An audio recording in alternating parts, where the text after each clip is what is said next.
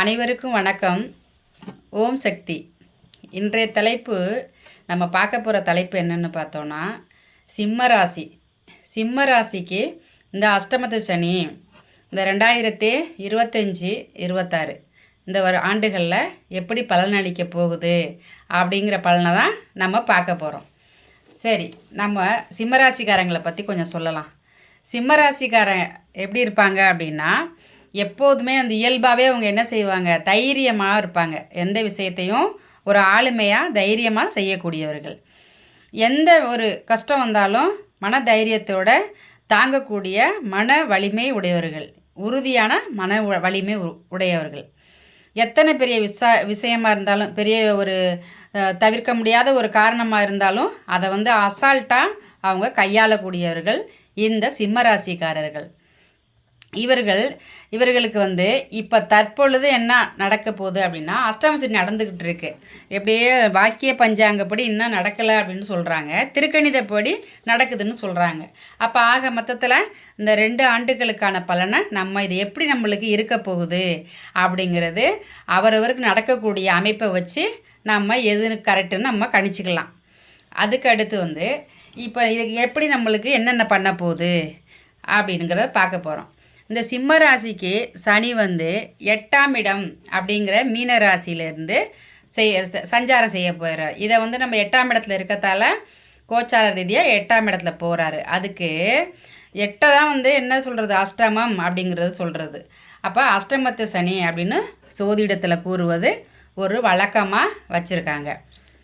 சரி, இந்த அஷ்டமத்து சனி எல்லாருக்கும் என்னென்ன நற்பலன்களை செய்வார், என்னென்ன தீயவைகளை செய்வார் அப்படின்னு நம்ம பார்க்க போகிறோம்.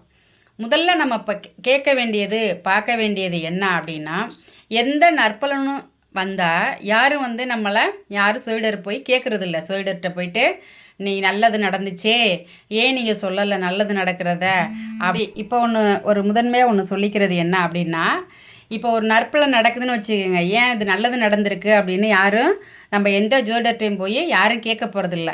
ஆனால் இதே கெடுபலன் நடந்தால் மட்டும் நம்ம கேட்குறோம், இந்த ஜோதிடர் முன்னாடியே சொல்லலையே, எல்லாம் நல்லா நடக்குன்னு சொன்னார், இவர் என்ன சொல்கிறாரு அப்படிங்கிறது ஒரு தவறான கருத்து நம்ம மக்கள்கிட்டையே இருக்குது.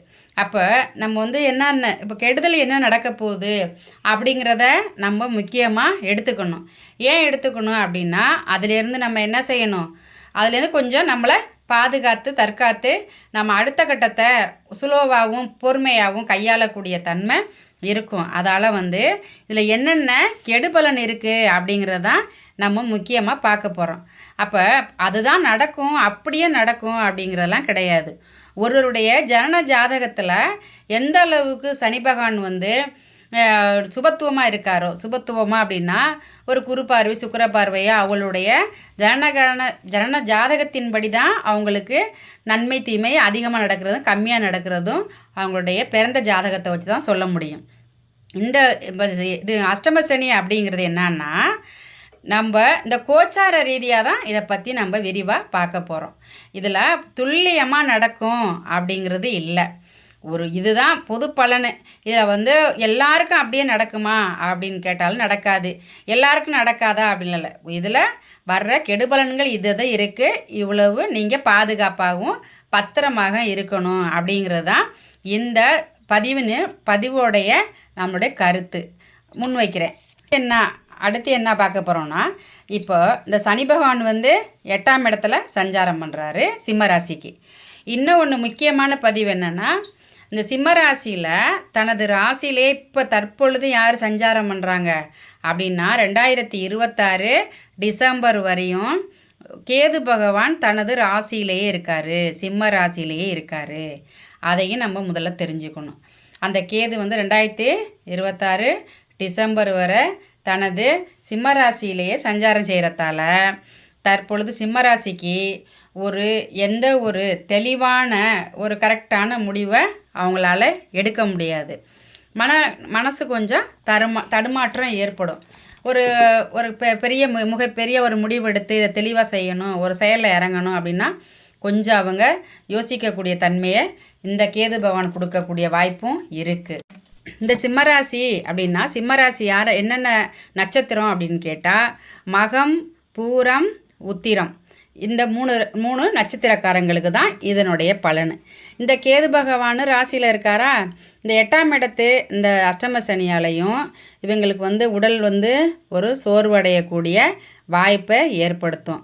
அப்படியே மந்தம் பிடிச்ச மாதிரி ஏதோ நம்மளை பீடித்து இருக்குது அப்படின்னு தன்னைத்தானே நாம் நினச்சிக்கிருவோம். ஏதோ நம்மளுக்கு ஒரு தீய சக்தி பிடிச்சிருக்கோ என்னமோ அப்படின்ற மனக்குழப்பத்தையும் இது கொடுக்கக்கூடிய வாய்ப்பையும் இவர் கொடுப்பாரு. அப்புறம் இந்த அஷ்டம சனியால் கொஞ்சம் உடல் தொந்தரவை கொடுக்கக்கூடிய தரம், அப்பப்போ உடம்பு தொந்தரவையும் கொடுக்கக்கூடிய வாய்ப்பு இந்த அஷ்டம சனி தன்னை இதோட 8ஆம் இடத்துல இருக்கத்தால் உடல் சோர்வையும் உடல் உபாதைகளையும் கொடுக்கக்கூடிய வாய்ப்பும் இந்த அஷ்டம சனிக்கு உண்டு. அப்புறம் இந்த 8ஆம் இடத்துல இருக்கிற சனி பகவான் என்ன செய்வார், நம்மளுக்கு 8ஆம் வீட்டில் இருக்கத்தால் அங்கேருந்து ஆட்சி செய்கிறதால என்ன செய்யணும், ஏதேனும் ஒரு கடனை வாங்க வேண்டிய சூழலை இவர் உண்டு பண்ணுவார். ஏதாவது ஒரு கடனை உடனே வாங்கணும், ஒரு வம்பு வழக்க சந்திக்கணும், ஒரு அசிங்கப்படணும் ஒரு இடத்துல, இப்படிங்கிறதெல்லாம் இதோட அமைப்பு. அப்புறம் ஒரு மேலேருந்து கீழே விழுகணும், அப்படி எல்லாமே இந்த மாதிரி ஒரு தீய பலன்களை கொடுக்கக்கூடிய ஒரு அமைப்பு தான் நம்ம அஷ்டம சனி அப்படின்றது ஒரு பயத்தை கொடுக்கக்கூடியது. இந்த கடன் ஏற்படக்கூடிய அளவில் இருந்தால் நம்ம அந்த கடனை என்ன செய்யணும், சுப கடனாக என்ன செய்யலாம், என்ன சுப விரயம் நம்ம பண்ணிக்கலாம் அப்படின்னு நம்ம என்ன செய்யணும், அதுக்கான முடிவை எடுத்து சுபமாக என்னென்ன செய்யலாமோ அது மாதிரி நம்ம ஒரு வீடையோ இருக்கிற அமௌண்ட்டை ஒரு வீட்டில் முதலீடு பண்ணலாம், ஒரு லேண்டில் நம்ம போய் முதலீடு பண்ணி வைக்கலாம். நம்மளுக்கு அழியாத பொருளாக என்னென்ன இருக்கோ அத்தனையிலையும் நம்ம அந்த சுப கடனாக நம்ம மாற்றி வச்சுக்கிறது நல்லது. வண்டி வாகனங்களில் போகும்போதும் பத்திரமா வண்டி வாகனங்களில் போகணும். ஏன்னா கவனமாக போகக்கூடிய அமைப்பு இந்த இடம். எதை கொடுப்பாரு, மேலேருந்து கீழே விழுதுன்னு சொல்கிறோமா, இந்த சனியோட காரகத்துவம் என்ன அப்படின்னா அடிபட வைக்கக்கூடிய ஒரு கட்டுப்போடக்கூடிய ஒரு அமைப்பை தான் இவர் கொடுப்பாரு. அதால் நம்ம பயம்பத்திரமாக இருக்கணும். அடுத்து இந்த சனி பகவான் என்ன செய்கிறாரு, தன்னோட ராசிக்கு சிம்ம ராசிக்கு 8ஆம் இடத்துல இருந்து சிம்ம ராசிக்கு 8ஆம் இடத்துல இருந்து தன்னுடைய சனி பகவானுடைய 3ஆம் பார்வை எந்த இடத்துக்கு பார்க்குறாரு அப்படின்னா 10ஆம் பார்வையை பார்க்குறாரு. சிம்ம ராசிக்கு 10ஆம் வீட்டை அவர் பார்க்குறாரு முதல்ல. அப்போ அந்த 10ஆம் வீடு என்னென்னத்தை நம்மளுக்கு தரக்கூடிய ஒரு அமைப்பு அப்படின்னா நம்ம சீவனஸ்தானம், நம்ம தொழில் ஸ்தானம், பாக்கியஸ்தானம் அத்தனையும் இந்த 10ஆம் இடம் தான் நம்மளுக்கு தரக்கூடிய ஒரு நிலமை. இந்த ஜீவனத்தை கொடுக்கக்கூடிய அமைப்பால் இவர் என்ன செய்வார், நம்மளுக்கு வேலை பார்க்குற இடத்துல கொஞ்சம் மன அழுத்தத்தை கொடுப்பாரு. அந்த மன அழுத்தத்தை கொடுத்து என்ன வேலை இது, நம்ம இந்த வேலையை விட்டு அடுத்த வேலை போகலாமா, இந்த வேலையை விட்டு வேறு புதிய வேலைக்கு போகலாமா அப்படிங்கிற எண்ணத்தை அடிக்கடி இவர் கொடுத்துக்கிட்டு இருப்பார்.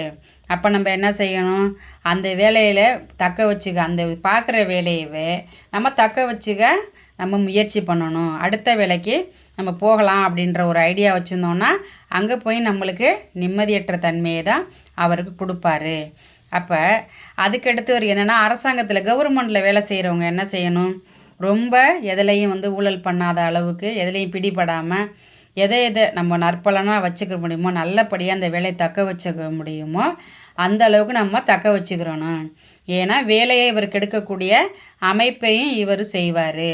வேலையை நம்மளுக்கு அதில் கொஞ்சம் ட்ரகில் கொடுத்து நம்மளை கெடுத்து வீட்டில் முடக்கி வைக்கக்கூடிய அமைப்பையும் இவர் கொஞ்சம் கொடுக்கக்கூடிய வாய்ப்பும் உள்ளது. அடுத்து தன்னோட வேலை செய்கிற பார்ட்னர்கள்ட்ட ஒரு கருத்து வேறுபாடு இல்லாமல் பார்த்துக்கணும். கருத்து வேறுபாடே இருக்கக்கூடாது. ஒரு நீங்கள் அப்படி பண்ணிட்டீங்க இப்படி போயிட்டங்கிற ஒரு தகராறு வராத அளவுக்கு பார்ட்னர்கள்ட்ட பொறுமையாக போகக்கூடிய அமைப்பையும் இவர் கொடுப்பாரு.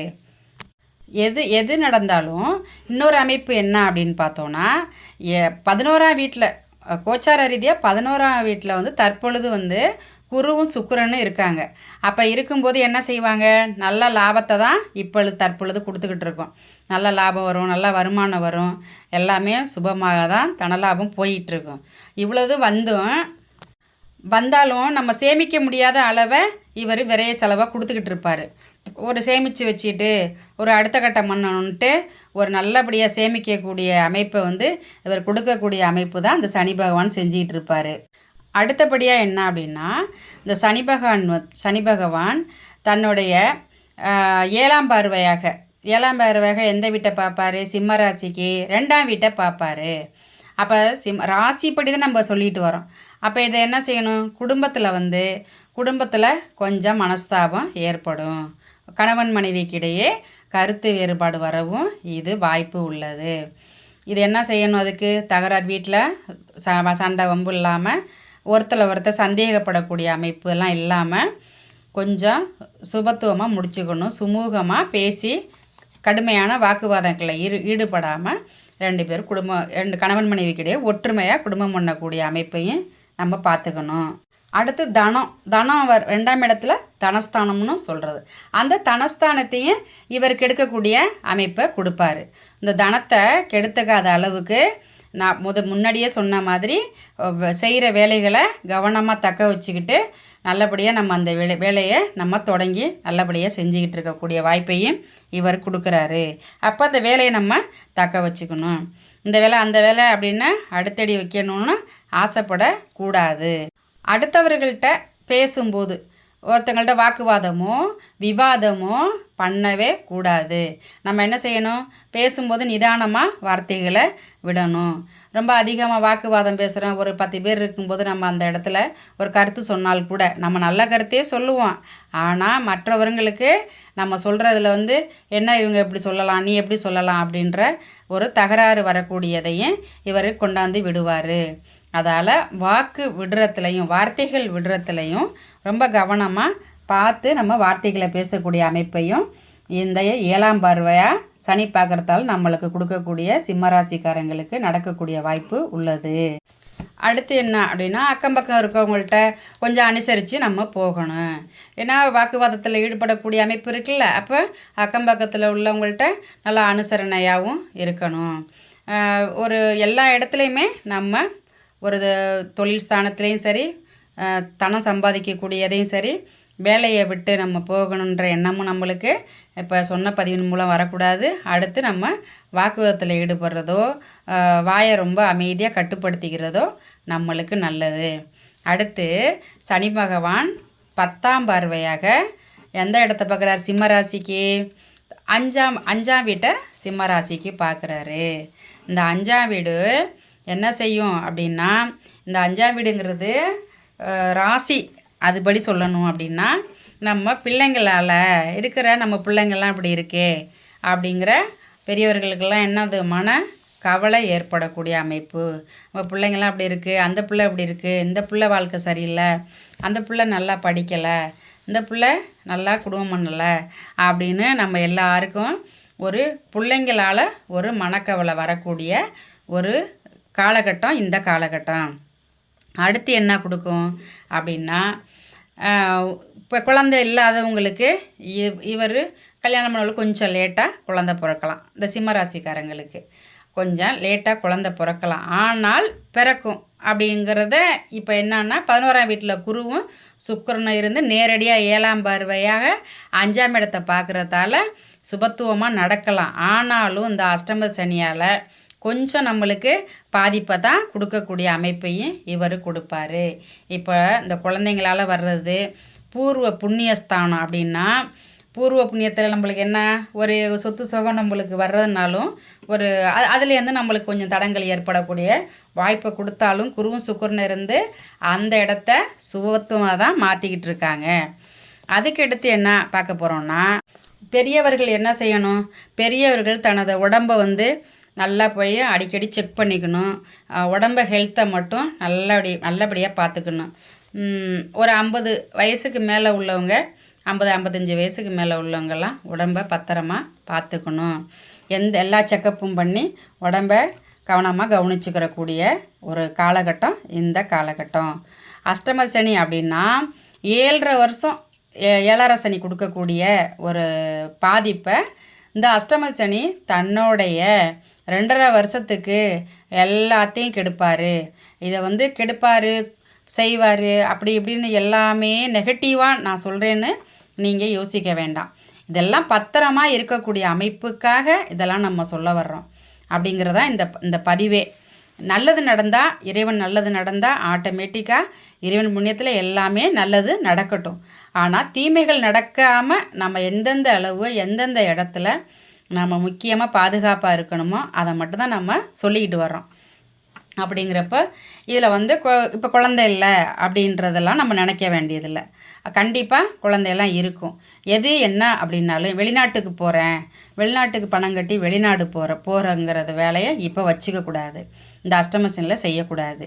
அடுத்து பரீட்சை எழுதி ஒரு இதுக்காக காத்திருக்காங்க, ஒரு கிராஜுவேஷனுக்காக காத்திருக்கோம். எல்லாமே கொஞ்சம் நம்மளுக்கு ட்ரகிள் ஆகக்கூடிய ஒரு காலகட்டம் தான் இந்த காலகட்டம். அதால் வந்து மனச்சோர்வு யாரும் அடைய தேவையில்லை. அதுக்கடுத்து திருமணம் பண்ணணும் அப்படின்னு சொன்னால் இந்த திருமணத்தை கொஞ்சம் தள்ளி போட்டு நம்ம பண்ணுறது மிக முக்கியமான காலகட்டம். ஏன் தள்ளி போடணும்? இப்போ தான் கல்யாண கிரகம் இருக்கே, இப்போ பண்ணலாமே அப்படின்ற நினப்பெல்லாம் பண்ணக்கூடாது. பண்ணுனா அந்த தம்பதிகள் வந்து ஒற்றுமையாகவும் சந்தோஷமாகவும் ஒரு வாழ முடியாத அளவுக்கு ஒரு மன சூழ்நிலையை கொண்டு வந்து இந்த அஷ்டம சனி கொடுப்பாரு. இப்போ தற்பொழுது இந்த ராகுகேது பெயர்ச்சி நடந்ததே இந்த சிம்மராசிக்காரங்களுக்கு கொஞ்சம் குடும்பத்திலே குழப்பத்தை தான் கொடுக்கும். எப்படின்னா தனது கணவன் மனைவிக்கிடையே ரொம்ப கருத்து வேறுபாடாகவும் மனக்கவலை அப்பப்போ வந்து தன்னோட பார்ட்னரால் நம்மளுக்கு மனக்கவலை ஏற்படக்கூடிய வாய்ப்பையும் தான் இப்போ கொடுத்துக்கிட்டு இருக்காரு. இது எல்லாத்துக்கும் 2ஆம் இடத்தையும் சனி பகவான் பார்க்குறாரு. அப்போ 7ஆம் இடத்தை கோச்சார ரீதியாக இதெல்லாம் ராசிப்படி சொல்லிட்டு வரோம். அவருடைய பிறந்த ஜாதகத்தில் எந்தெந்த அமைப்பு சுபத்துவமாக இருக்கோ அது நற்பலனே நடந்தால் இறைவன் புண்ணியத்தில் நல்லபடியாக நடக்கட்டும். நம்ம அந்த கோச்சார ரீதியாக இப்போ நடக்கக்கூடிய அமைப்பை தான் பேசிக்கிட்டு இருக்கோம். நட்சத்திரத்துப்படி ராசிப்படி பேசிக்கிட்டு இருக்கோம். அவ்வளோதான். இப்போ என்னன்னா இந்த திருமணம்னு 2ஆம் வீடு குடும்பம், 7ஆம் வீடு நம்ம கணவன் மனைவி ஸ்தானம். அப்போ இது ரெண்டையுமே நம்ம ரொம்ப ரொம்ப பாதுகாக்க வேண்டியது ஒரே காலகட்டம் என்ன அப்படின்னா குடும்பத்தை நம்ம பாதுகாக்கணும். ஒரு கணவன் மனைவி கருத்து டைவர்ஸு, கோர்ட்டு கேஸு, வம்பு வழக்கு அப்படிலாம் போகக்கூடிய அமைப்பை கண்டிப்பாக இவர் கொடுப்பாரு. நல்லா போயிட்டுருக்க குடும்பம் திடீர்னு ஒருத்தர் மனஸ்தாபம் வந்து கோர்ட்டு கேஸை கொண்டு விடும். இந்த இடம் அசிங்கத்தை கொண்டு விடும், கேவலத்தை கொண்டு விடும், வம்பு வழக்கை கொண்டு விடும். அப்புறம் ஒரு இடத்துக்கு போயிட்டுருக்கோம், ஒரு ஆக்சிடெண்ட் ஆகக்கூடிய மேலேருந்து கீழே விழுவோம், ஒரு ஆக்சிடெண்ட் ஆகும். கெடுபலனால மருத்துவ செலவை இவர் உண்டாக்குவார். இது அத்தனையும் இந்த சனியோட காரகத்துவம். ஆனால் இதில் ஒரு ப்ளஸ் பாயிண்ட் சிம்மராசிக்கு என்ன அப்படின்னா தற்பொழுது வந்து குருவும் சுக்கிரனும் ராசிக்கு 11ஆம் வீட்டில் இருந்து சஞ்சாரம் பண்ணிகிட்டு இருக்காங்க. அப்போ லாபஸ்தானம் நல்லபடியாக கைக்கு காசெல்லாம் வரக்கூடிய அமைப்பை தான் அவர் கொடுப்பாரு. இந்த கைக்கு காசு வந்தாலும் நம்ம பத்திரப்படுத்தி வச்சுக்கிற தன்மையை அது கொடுக்கும். இருந்தாலும் பத்திரப்படுத்தி நீங்கள் வச்சுக்கணும். சுப விரயம் பண்ணிக்கங்க. மனம் வாங்கலாம், ஒரு இடத்த வாங்கி போடலாம், வீட்டை வாங்கலாம், லேண்டு வாங்கலாம். இந்த மாதிரி பணத்தை சுப விரயமும் பண்ணி நம்ம அதை பத்திரப்படுத்தியும் வச்சுக்கலாம். அடுத்து என்ன இதனுடைய இதுன்னா இந்த அனைத்து சிம்மராசிக்காரர்களும் என்ன செய்யணும் அப்படின்னா ஒரு பதிவு என்ன அப்படின்னா தன்னுடைய குலதெய்வம் கோயிலை அடிக்கடி போகணும். கண்டிப்பாக குலதெய்வத்தை வழிபட்டு இந்த டைமில் ஆகணும். ஏன்னா இந்த கோச்சார ரீதியாக இந்த கேதுவும் தனது ராசியில் இருக்கார் 2026 டிசம்பர் வரையும். இந்த அஷ்டம சனி 2க்கும் வந்து நம்ம என்ன செய்யணும், குலதெய்வத்துக்கு போய் நம்ம பிடிச்சிக்கிறது ரொம்ப உத்தமம். குலதெய்வத்துக்கு போய் நல்லா பூஜை பண்ணி ஒரு நல்ல பரிகாரம் செஞ்சுக்கிறத விட குலதெய்வத்தை போய் முதல்ல நம்ம பார்த்து அங்கே பூஜை பண்ணி ஒரு பூஜையை போட்டு நல்லபடியாக குலதெய்வத்துக்கு அடிக்கடி போயிட்டு வந்தால் இப்போ இருக்க காலகட்டத்துக்கு குலதெய்வத்தோட அனுக்கிரகம் கண்டிப்பாக இந்த சிம்மராசிக்காரங்களுக்கு 100% கிடைக்க வாய்ப்பு இருக்குது. ஏன்னா ராசியிலேயே கேது பகவான் இருந்து ஞானத்தை கொடுக்கக்கூடியவர். இந்த ஞான மார்க்கத்தில் நம்ம என்ன செய்யணும், நம்மளுடைய குலதெய்வத்தை போய் நம்ம இப்போ பிடிச்சிக்கிட்டா அவருடைய அருள் நம்மளுக்கு முழுமையாக கொடுக்கக்கூடிய ஜாதக ரீதியாக இந்த வாய்ப்பு முழுசாக இருக்குது அப்படிங்கிறத இந்த பதிவில் நான் சொல்லிக்கிறேன். இந்த குலதெய்வம் நம்ம வழிபடுறதால பரிபூர்ணமாக அந்த குலதெய்வத்தின் ஆசீர்வாதம் கிடச்சி எவ்வளோ பெரிய துன்பமாக இருந்தாலும் நம்ம ஈஸியாக பரிபூர்ணமாக நம்ம வெளியே வர்றதுக்கான ஒரு வாய்ப்பு இது இருக்குது. அடுத்து எல்லோரும் இதுக்கு என்ன பரிகாரம் பண்ணிக்கலாமா, என்ன பரிகாரம் பண்ணலாம் அப்படின்னு கேட்பீங்க. பரிகாரம் அப்படிங்கிறது அவரவர் வசதி வாய்ப்புக்கு ஏற்றா போல் நீங்கள் எங்கெங்கே போய் பண்ணிக்கலாம் அப்படின்னா திருநள்ளாறு போய் பண்ணிக்கலாம். அடுத்து குச்சானூர் போயிட்டு நம்ம போய் சனி பகவானை பார்த்து அங்கே போய்ட்டு உங்களால் முடிஞ்ச பரிகாரங்களை பண்ணிக்கலாம், பூஜை பண்ணிக்கலாம், புனஸ்காரம் பண்ணிக்கலாம். அவர்கள் வசதி வாய்ப்புக்கு ஏற்ப என்ன வேணாலும் நீங்கள் பரிகாரங்களை பண்ணிக்கலாம். அடுத்த பதிவில் பார்ப்போம். வணக்கம்.